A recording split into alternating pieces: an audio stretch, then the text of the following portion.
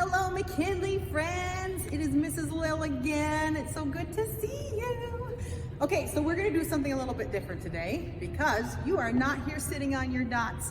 We're doing something a little bit different, and I am gonna read you a story today, and we're gonna talk a little bit about some new changes that are happening for us. So to start with, I'm gonna read this book called Little by Little by Amber Stewart and Lane Marlowe. And one of my favorite things about the book, besides the moral of the story, going little by little, is that it's about an otter. Go Otters, woo! Everybody with me now. Go Otters!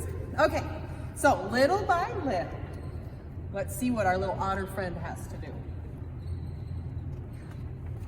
All right, his name is Otto.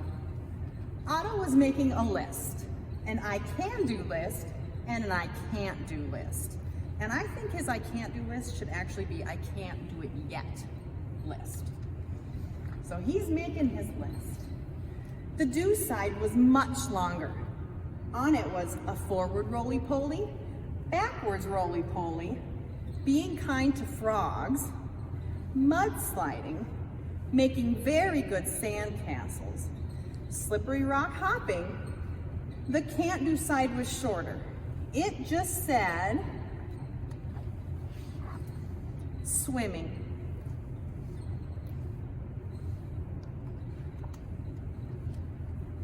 Otto, are you going to swim today? Asked Beaver.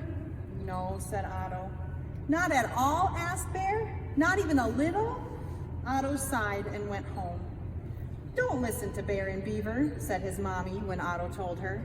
Little by little, you will learn to swim. Otto decided he would have to keep trying. I love that. Sometimes Otto would pretend he could swim, but really he was hopping very, very quickly along the riverbed. Other times he would run along the riverbank, trying not to be left behind by his friends as they spun and tumbled through the water. But most days, Otto would simply sit on his favorite slippery rock, wishing and wishing from all his whiskers all the way down to his toes that he could swim. Every day his mommy would say, "Today's the day!" And every day, it wasn't. Then, one sunny day, Otto and his sister were watching their friends jumping off the highest ever rock into the deepest ever pool below. "You have got to start small," his sister said. "Small?" said Otto. "Yes, small," she said. "Come on, today is the day to start small. That's how I did it when I learned to swim." What a good sister. So Otto started small.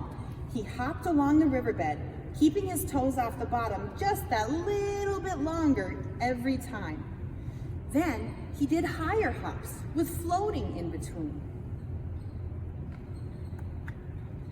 The next day, Otto did floating without holding on to anything, and pretty soon he was kicking all the way to the halfway stone. A few days later, Otto splashed and kicked and swam the whole width of the river from one bank to the other, all by himself.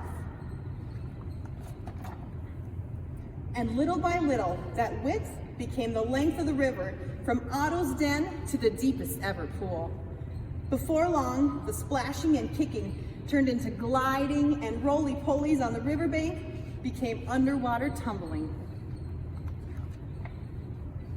When he was ready, Otto invited his friends and family to come see his big surprise. With everyone gathered along the riverbank, Otto jumped off the highest ever rock into the deepest ever pool. "I did it," said Otto to his sister. "I can really swim." "You really can," laughed his sister, hugging her very wet little brother. "You see, you started small and finished big." All right, that is so awesome for Otto, and you know what he did? Something that we do in Phi Ed all the time. When something is hard, we never give up, and we just keep trying. So remember, just like Otto did here, I'm trying to think back to when we started learning to jump ropes.